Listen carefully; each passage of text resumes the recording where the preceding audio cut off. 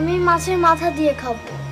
না আম্মা, তোমার মাছের মাথা খাইতে হইব না, তুমি এই ভাজি আর শাক দিয়ে মজা করে খাও। আসো। না মা, আমি মাছের মাথা দিয়ে খাবো। আমি মাছের মাথা ছাড়া খাবো না, খাবো না, খাবো না।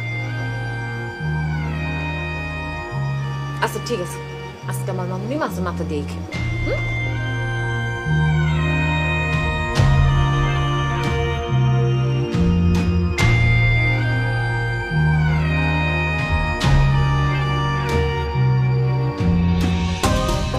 কি ব্যাপার ভাবি, আপনারা কি করলেন?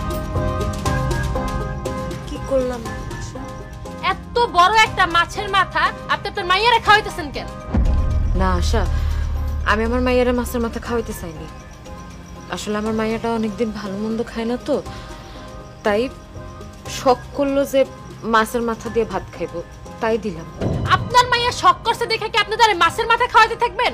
মাছের মাথাটা কি তার বাপে কিনে আনছে? মাছের মাথা কিনছে আমার স্বামী। এই মাথা খাইলে একমাত্র আমি খামো, আর কেউ না। কি ভাবি, মুক্তার মন খারাপ কেন? না না, কিছু হয়নি। চাচ্চু দেখো না, কাকিমা আমার প্লেট থেকে মাছের মাথাটা নিয়ে গেছে। আশা, একটা বাচ্চা মানুষ শখ করে মাছের মাথা খাইতে চাইছে, তুমি সেটা কোনাক কোলে নিয়ে গেলা? কারণ তার বাপ মারা গেছে। এত লাই দেওয়া তো তারে ঠিক হইব না।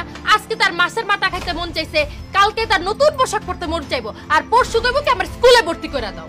তারে তো আপনার কে পূরণ করবো? তার কি বাপ বাচ্চা আছে?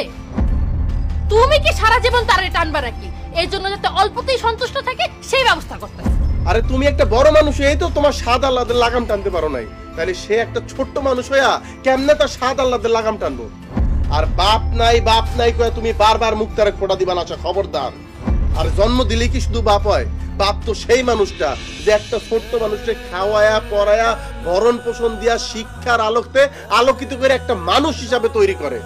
আর মুক্তার বাপ তোমার সামনে খাড়ায় রইছে আশা, এরপরও যদি তুমি একবার ওর বাপ মইরা গেছে বলে ওরে খোঁড়া দেওয়ার চেষ্টা করো, আমি তোমার সেই দিন এমন অবস্থা করবো, তুমি তোমার বাপের নাম মনে করতে তোমার কষ্ট হইবে আশা। তুমি যদি এই বাড়িতে সুখে শান্তিতে থাকতে চাও, তাইলে আমার মা, আমার ভাবি, আমার ভাস্তিরা আপন মাইনেই তোমার এই বাড়িতে থাকতে হইব।